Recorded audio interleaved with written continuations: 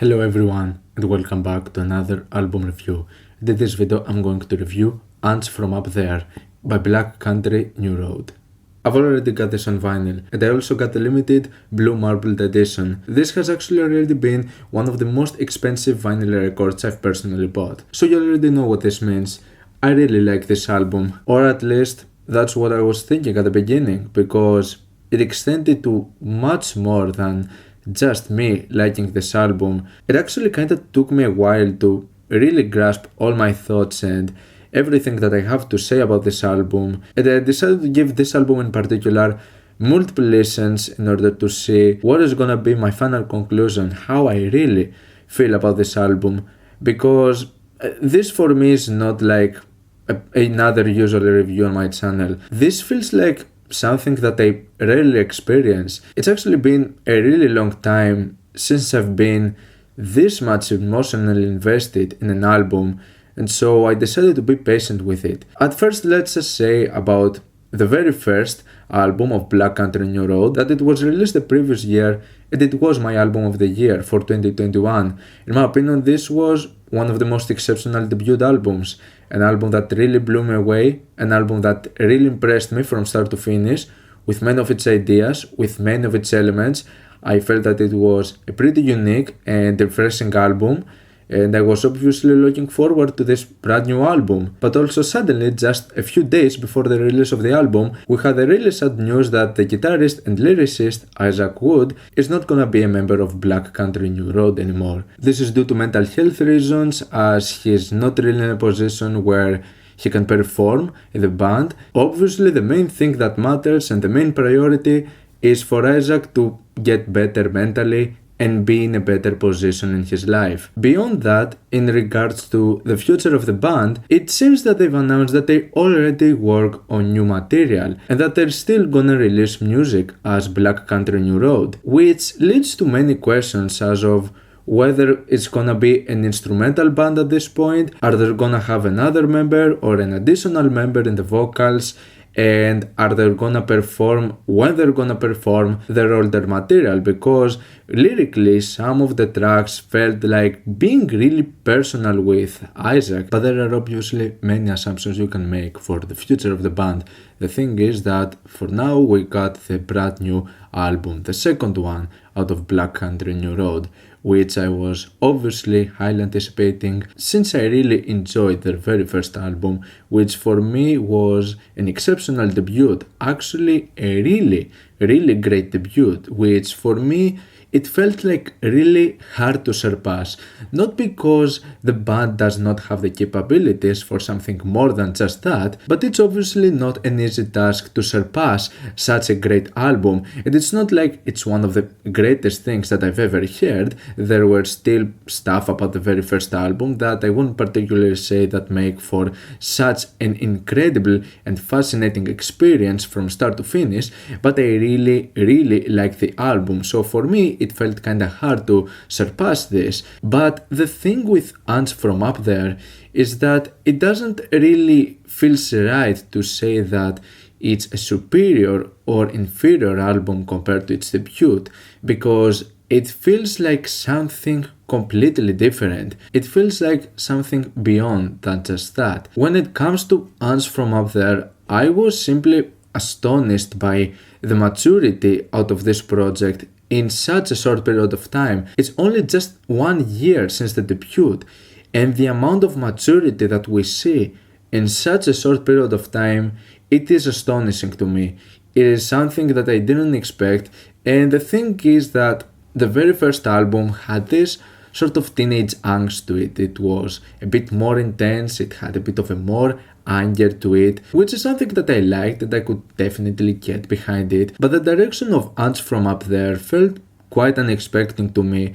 The thing is that when the very first album ends, you simply feel that it's a gratifying experience. It is an album that you end up enjoying, you like what you heard, and you're just simply hyped to see what the band's gonna do next. But anytime I listen to Ants From Up There, at the end I simply feel devastated. It is an extremely sad and depressing album, and anytime the album ends, I'm just overwhelmed with emotions. It's been a while since I've had an experience like this where an album would just hit me so hard, and the thing is that it didn't happen at first. It really took me a while to really come into the realization of those positions, but when I first heard of the teaser tracks, I was a bit indifferent towards them. It's not like I didn't like them, and I recognized the maturity and the change of direction, but at first they didn't click with me. Some of the very first teaser tracks, I was not like that much invested or that much impressed with them. In regards to how the album starts, you have a beautiful introduction, which is only like 1 minute long, and it's basically just a really nice composition with a beautiful instrumentation and already shows the incredible production out of this project. And then I think that it nicely transitions to one of the teaser tracks, Chaos Space Marine. In some respects, it feels like one of the few occasions where you get something that is kind of a bit similar to what they did with the first album. It's actually kind of weird how this ends up feeling like the only sort of cheerful moment out of this album. It is like the only glimmer of hope that you get throughout this whole experience. Chaos Space Marine starts amazingly in my opinion with all of those baroque elements that sound really good. They show the capabilities of Black Country New Road as a band, and I like the technicality of the song. It's actually one of the most technical moments over here, and I like this introduction and how it plays out in other sections towards the song as well. When it came to some other moments, like with the verse and this piano playing in the background, it took me a while to get engaged with those moments, but I like the intense parts halfway towards the song, and in my opinion, when it gets to this slower tempo towards the end, it makes for a really gratifying finisher. So I think that Chaos Space Marine is a really excellent track, and I really liked what Black Country New Road did with this one. And like I said, it feels kinda cheerful, which then we go into Concorde, and I think it's just downhill from there, just becoming really sad and devastating. Like, Concorde is a really heavy song, definitely one of the most passionate moments out of the album, and at first this track wasn't clicking with me, mainly due to its more laid back tone, which in terms of tracks like that, it takes me a while to really get attached to them, if I ever get attached to them. I mean, it has a really intense, epic and powerful portion towards the end, which in my opinion it feels like a really gratifying payoff, but before we get to this point, there is like a lot of soothing moments and more laid back sounds that, it took me a while to just really get into them. And then we have the track Bread Song, which I think that even to this day, I would say that it's the one track that has grown on me the least. It is the one moment that I ended up feeling that it's possibly my least favorite out of the album. Don't get me wrong, it is an excellent song and it has grown on me since the very first listen. And I like that this is another sort of passionate song that feels really sad and it is a heavy experience. I like the post-rock elements out of this song. It is a pretty laid-back track which really takes a while to pick up, and even when it picks up, it never really reaches the intensity of Concorde, and it doesn't really need to because it is a bit of a more different tone of the song, but it gets the job done on just being a quite laid back and really sad song with some beautiful melodies, really passionate vocals, and just adding so much to the experience. Like, in the context of the album, I think that the track works pretty well, even if it feels like the moment that resonated with me the least. After all of those listens, this is still an album that feels more right to just put it from start to finish rather than just pick songs separately. But then it really happened, the moment where the album really started resonating with me, after I listened to the teaser cut Snow Globes. This is the track that broke me. I don't know how many years has it been since I've been so much emotionally attached and so much emotionally invested in a song. But it's a long time, and this is one of a kind experience for me. Snow Globes is undoubtedly one of the most beautiful and one of the greatest songs I have ever heard. There is something about this song, the way it's done, that simply puts me in such a vulnerable position. Like, this song put me in so many occasions at the verge of tears. And when I listened to it on the first time on vinyl, with like the context of the whole album, I just ended up crying, like in a way that I haven't cried in like a song like for a very long time. I think that what really won me about this track, because I have to admit it is a pretty challenging track. It's definitely one of the most challenging moments in the album. I get it that some people might not find Snow Globes in particular such an exceptional song, but when it comes to me, I have a pretty soft spot on tracks that would just constantly progress and add more instrumentation and just becoming more and more gratifying, only for them to just lead up to this climatic, beautiful and epic payoff. Even when I was a kid, I remember that some of the tracks that I would feel were so emotional to me were tracks that would go into this pacing and this direction. So this really resonated with me in the sense that this is something that I was looking forward to back when I was a kid, and it got me back to those times. Everything about this song is masterful.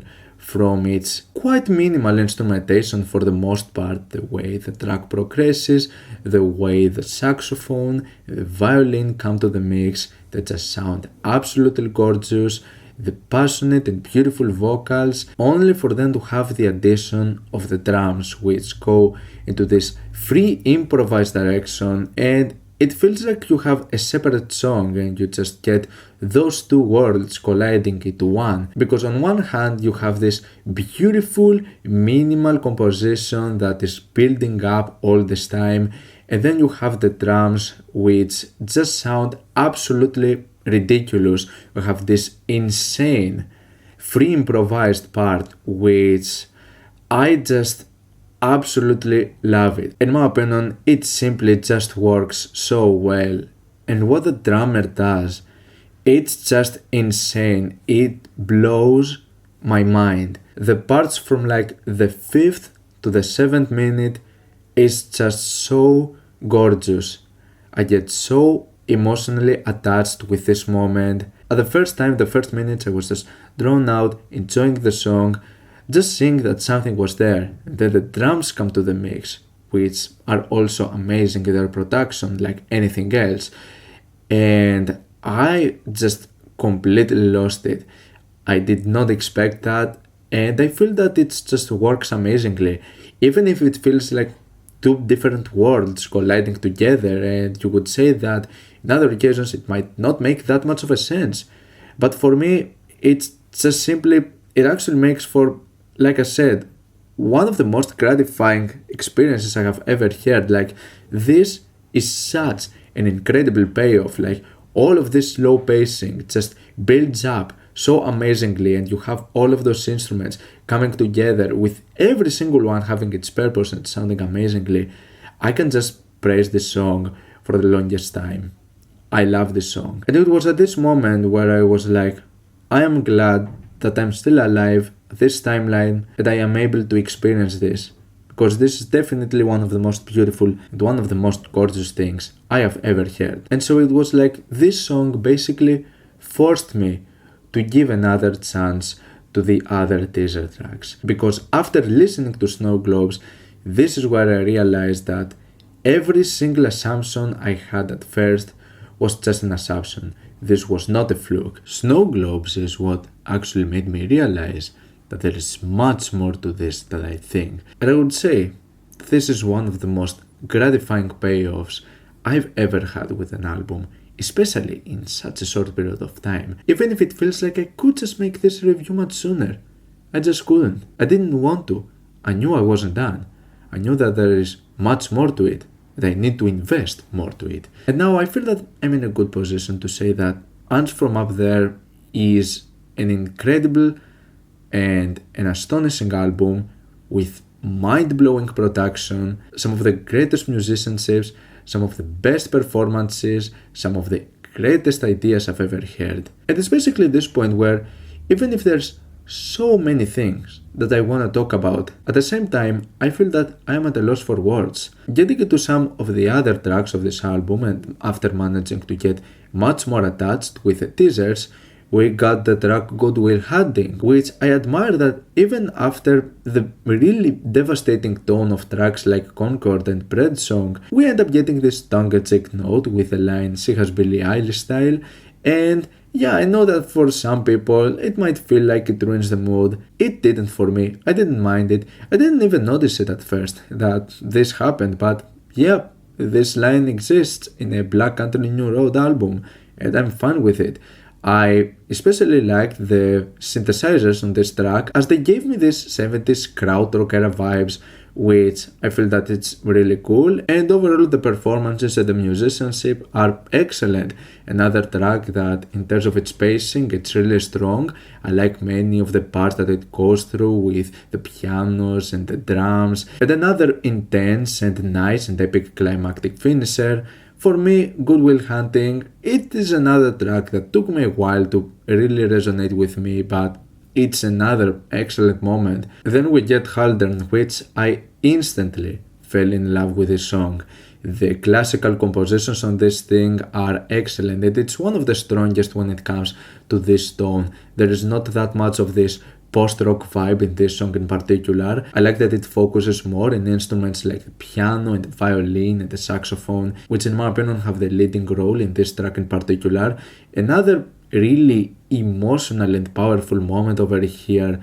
The piano in particular sounds really soothing and melancholic on some occasions, while the violin on the other hand goes into this more rapid notes and creating this more tense sequence. And I like that you have this incredible structure where you have this quite intense moments with the drums, the vocals and the guitars, only to it suddenly transition to this really melancholic and smooth combination of the piano and the violin. And it goes on for the entirety of the track, and it also ends in a magnificent tone with just the piano and the violin getting really intense, with their notes being played really violently. And yeah, what a conclusion. Such a haunting and intense but also beautiful part at the same time.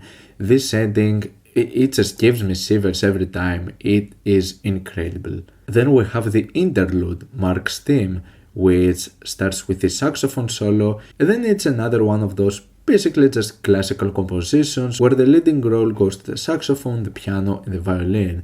And all of them just fuse so beautifully together. And I think that what's really interesting about this song in particular is that anytime your mind goes into jazz music or classical music, the first thing that comes to mind is usually challenging and complicated compositions that would need a lot of time in order to grasp and realize what's going on.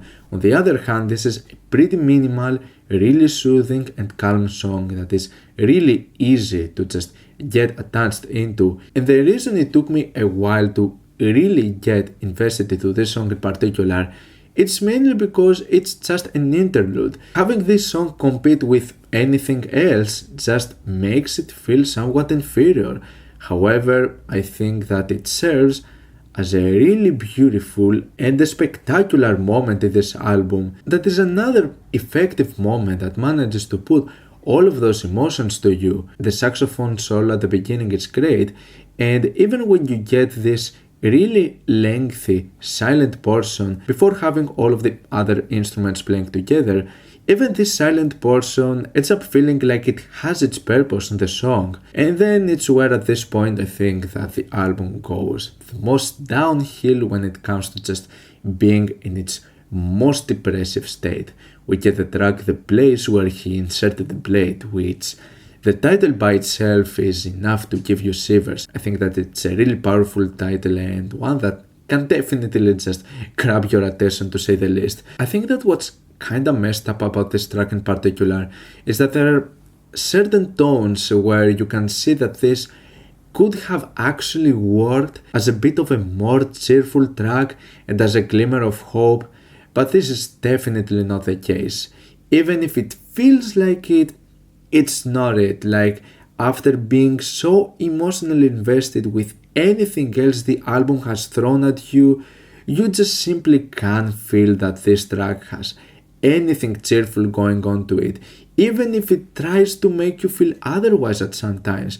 And I think that it's a mind-blowing composition with incredible structures, with highlights for me being the intense and powerful chorus, and I would say that the bridge is this sort of more cheerful and tongue-in-cheek vibe we get with this bass as well, which sounds awesome. And yeah, definitely such a powerful moment in this album. And then we have the finale, which is the massive 12.5 minute long Basketball Shoes. Even before getting into this album, I saw from people saying that this is an extremely powerful song. And they were not wrong, and it doesn't really help that it comes right after Snow Globes. And I think that the introduction on this is mind-blowing and it works amazingly, because it is at such a low volume, you can just barely hear the guitars or the bass, but you immediately get in the melody that it's in this extremely sad note, which works amazingly as a continuation after Snow Globes, because it's like it gives you a break after the intensity of this part of Snow Globes, but it doesn't really change the mood. Instead of it feeling like a break where you end up gathering your emotions just around, it just ends up making things worse. And it just doesn't help that this track kinda starts in a similar way with Snow Globes, in the sense that it has this slow pacing to it, and you just constantly have all of those instruments just being added and making the experience much more sort of intense, which it never really reaches that point, but it still was so beautiful, especially the saxophone part. It sounded awesome. And I was just thinking that the track would just end up going to this direction for its entirety, but then you get to the second half, and my god, what a different and what a climactic finisher with the second half. At first you have this new melody being introduced, which sounds awesome, but then after this, it feels like it tries to go somewhere intense, but then you get into a really, I'd say, sort of typical post-rock portion, which sounds really good. Then after this segment, the mood is toned down a bit, and you have the previous melody being introduced much again, in a slower tempo, only for it to have this explosion of sound and volume, but it never gets to the point where it's like too loud. It's just enough in order for everything to sound awesome and captivating. And my god, this part is haunting, especially when you have the additional chorus portion, and then you have another transition into another melody which gets into the final climactic position. And the climax with the track, it is like the greatest payoff. The final minutes of this track are absolutely beautiful, absolutely gorgeous, mind-blowing in terms of production, and when you have the additional bass, it just sounds incredible. It is just such a beautiful, gorgeous, intriguingly haunting conclusion that it makes for such an incredible way to end the album. I just loved this moment. It's really hard to find other ways to describe it, and the way I feel about this album is that it's timeless, in the sense that some of the things that it has in terms of instrumentation, it feels like something that it would appeal to me back when I was a kid. It has something nostalgic to it. It feels like something that has been keeping me company for many different years, even if it just came out like a few days ago. It's like discovering a part of myself, something that I was just missing of years, an item that really resonated with me in the past, but it is about something recent. And not only that, I can see this being nostalgic to me even when I grow up. And the other way that I end up sort of perceiving this album is that, when it comes to the lyrics, it's mostly about personal stuff that I cannot directly get attached to them. However, I feel that what's described for the most part, and even what I perceive with what I listen to the music, is basically stuff that anyone can experience and every human would possibly experience in a period of their lives. You can just change the characters or the settings and you can still have the concept that Black Country New Road create with Ants From Up There.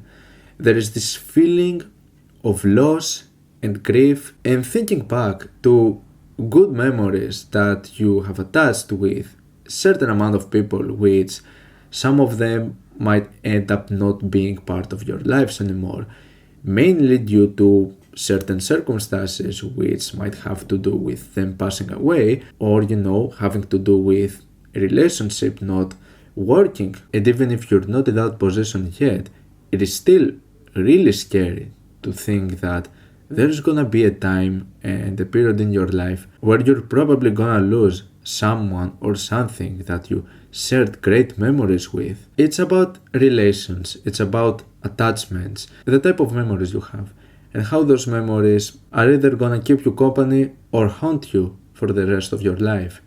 And there are many other things that you would say about this album, but that's at least how I perceive it. It is an album that really, even in terms of its music, managed to really speak to me and convey all of those emotions that have to do with loss and grief and appreciating the things that you have in your life and keeping all of those great memories that you have and cherish them. This for me ended up feeling like a pretty challenging album.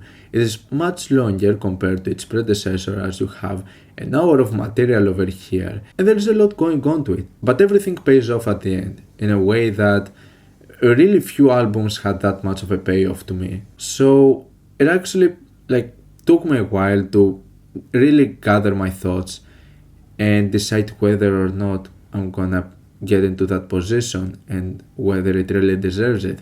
And I would go on for much longer, but I'm already talking a lot about this album, so I'm gonna just leave it at that and say that Ants From Up There is my very first 10 out of 10. This is the very first time I give a 10 out of 10 on an album on my channel. I wasn't ever sure that this moment would ever come because I really rarely get so attached to an album that I would end up giving a 10 out of 10. This is a rare occasion and I ended up just giving a lot of thought to it, just going back to it again and again. But looking back to it and thinking about it, I think it deserves it. I think it really deserves it. So, what's your opinion on Ants From Up There? Like it, dislike it, why, and what do you want me to review next time? Let me know down in the comments. Leave a like if you enjoyed the video, subscribe for more content like this. Thank you for watching and I'll see you all in the next video. Goodbye.